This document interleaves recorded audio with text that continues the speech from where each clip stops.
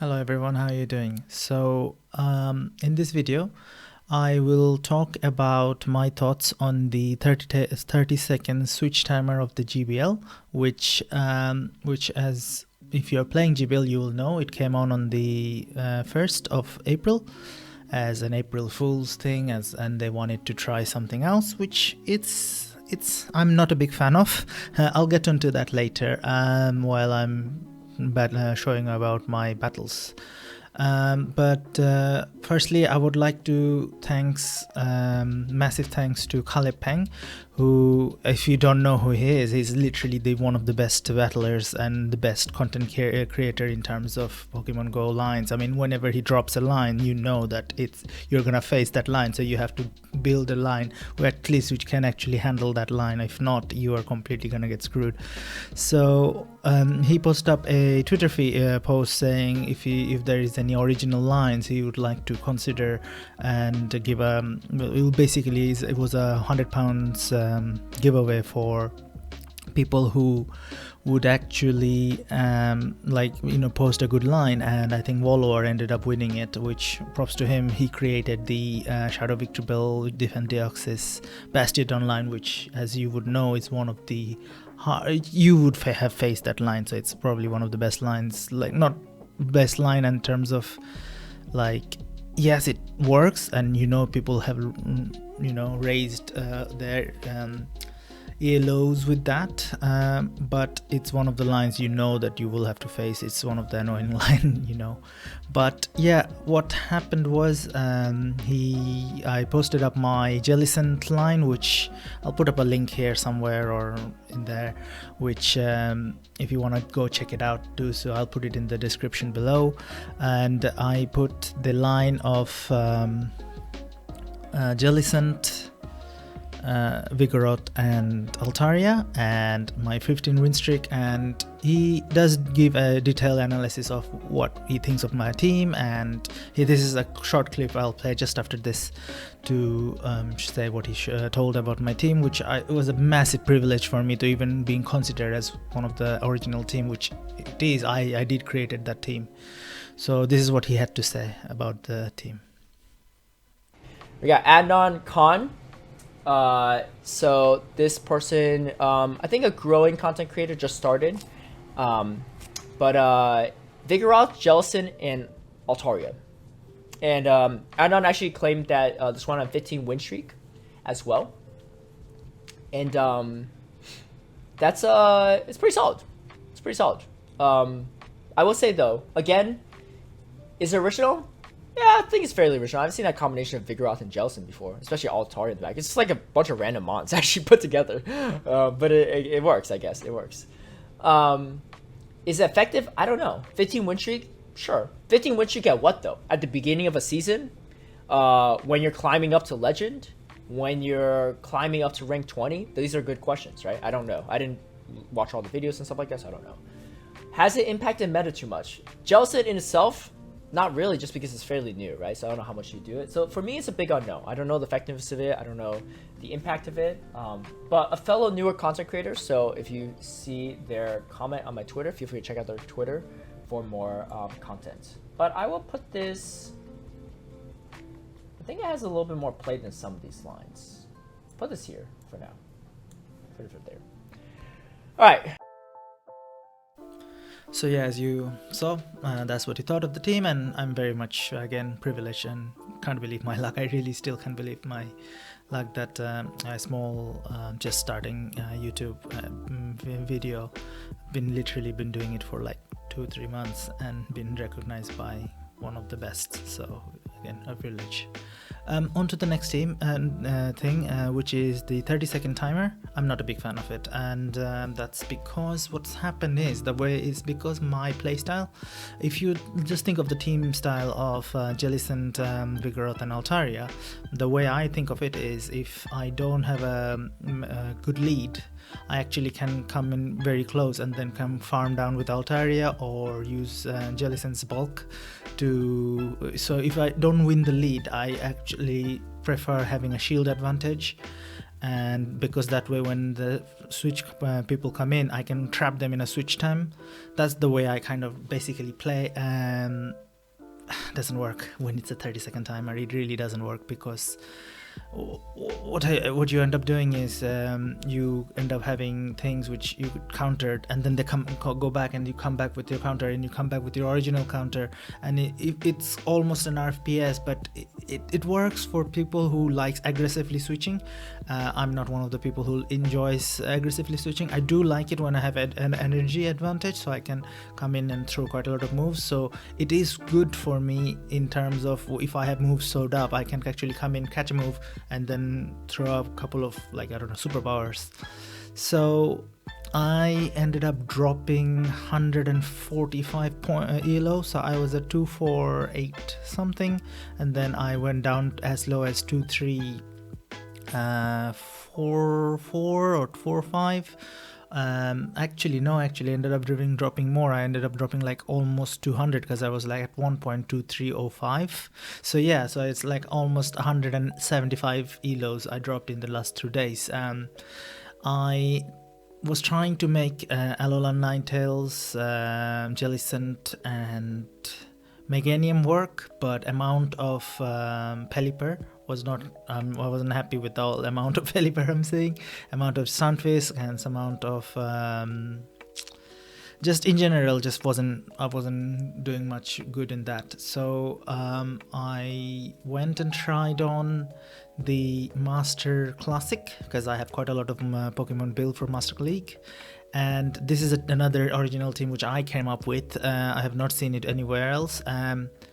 The team setup is MAMOSWINE, lead, Dialga, Safe Swap, and Melmetal close, or it doesn't matter. You can actually, because in this 30 session you don't really need a closer, you can actually keep switching in and out.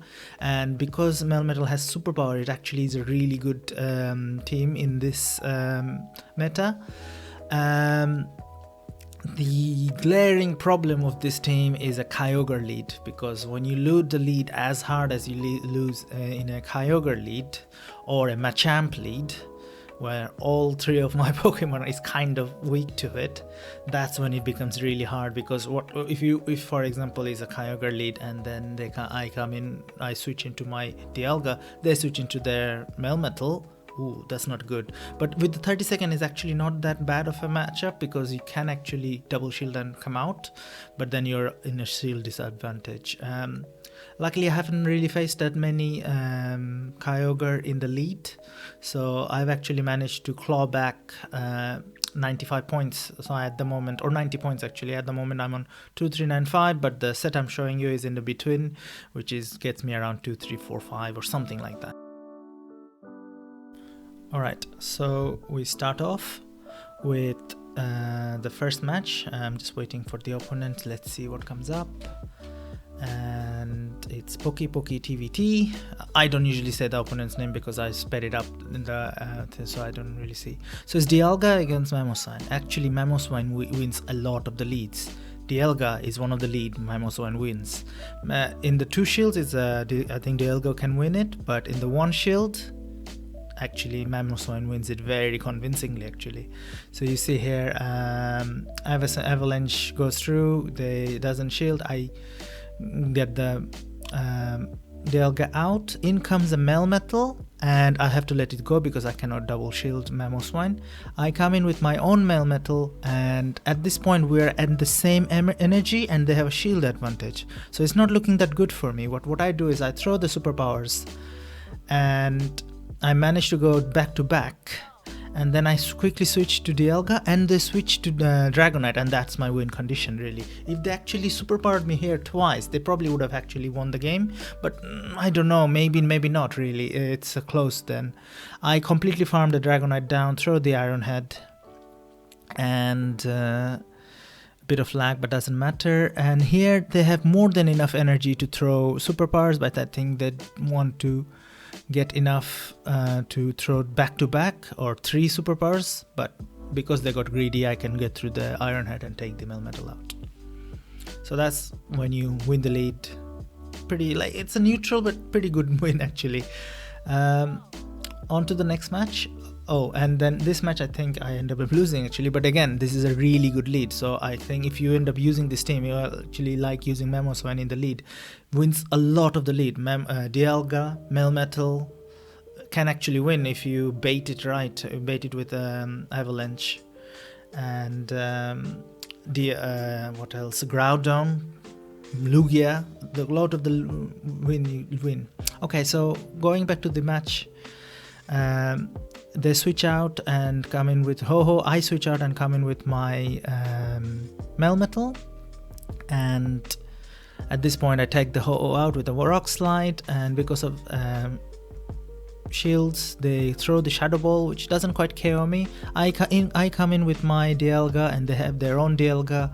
My Dialga is best buddied, but which is not really that great IVs, but actually meets all the breakpoints, so I'm not that bothered. I throw the Draco here, which is probably was my mistake. I should have thrown the Iron Head, probably would have been able to get to the second Iron Head. Doesn't matter. I come in with my Melmetal and I don't shield because that will take the energy out. And here my thinking is, if I can just farm down the Giratina, I actually win. And look how close it is. It's really small, close to getting it, but it's not. So the Shadow Ball comes in and takes me out, which was very close at the end. Maybe if I didn't shield, I don't know, I probably could have won that game if I just played it a little bit better. But lead wise I won it quite good, like quite convincingly. MAMOSWINE into another Dialga, and you will see here the first time the Dialga did not shield, I took it out. Here I go for the Avalanche. They catch it really good with Kyogre, but because they come in with Kyogre, I can line up my Dialga with Kyogre, and that was not enough for it to be a Blizzard, so I let it go. I throw the Draco, they don't shield. This is looking good for me. They come in with Togekiss, and I come in with my Melmetal. This is a really common line of Dialga, Kyogre and Togekiss. Here I just have to throw the Iron Head and catch whatever they have to do in my Dialga. My Dialga has done its job, and here I do an aggressive farm down of Kyogre with my MAMOSWINE and throw the Avalanche, which will then either take them out or take the last shield. I already have a Rock Slide. Oh no, I don't have a Rock Slide, but I can get to a Rock Slide with 2 shield. That was my game. So alright, on to the, is it the third match or the fourth match? On to the fourth match actually. So here I'm facing a veteran. Again, Togekiss, another lead, I win actually. Lead, and then in comes they come in with their Groudon, and Groudon actually can tank 1 Fire Punch from Groudon and win the game. So I thought I might as well get the shield. I go for the next Avalanche. I know they will outpace, so I'll shield and go for the Avalanche, and they catch it with something with their Melmetal. See, this is the thing, if it was a normal switch timer, they wouldn't be able to catch it with something, and I will actually end up winning that match very convincingly. They throw the superpower, I let the first one through. They throw back-to-back superpower, which is good for me because they're debuffed, so 1 superpower is enough to take the Melmetal out, but they switch out again. I throw the superpower just to do some chip damage to Groudon. I come in intentionally just to soak up some damage, and here I know that they won't be able to get to a Earthquake, so I come in and farm down the Groudon. In comes that Togekiss, and I have an Iron Head, but it's not quite enough to take it out, and here the Dragon Breaths are not really doing much. I come in with my own Melmetal, and I'm not playing around. I throw the first superpower and hope that it takes it out. Here they made a mistake. I think they should have gone for a superpower. They probably would have won this game, but they throw the Rock Slide, which gives me enough energy just to throw a last second superpower, which then takes out the Melmetal. I switch in with my Dialga, and I think they were afraid of being farmed down. Oh, that's so close, and I end up winning it by 1 HP. So yeah, I can see like, yeah, it's not just because you win the league doesn't mean that you always end up winning, but like you can see how many mistakes I've actually made in that. They caught 2 of my avalanches. Into the last match. This one is a very short match, you will see why. And it's done.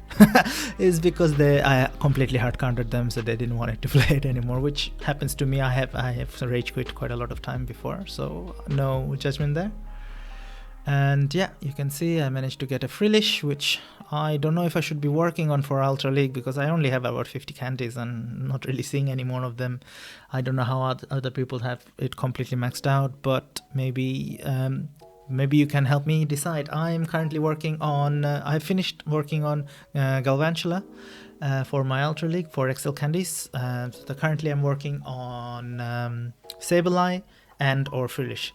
So if you are watching, put it in the comment down below, which one would you rather see. I think Sableye would be the better one, because Great League will be here for a long time and Sableye will be one of the staple of Great League.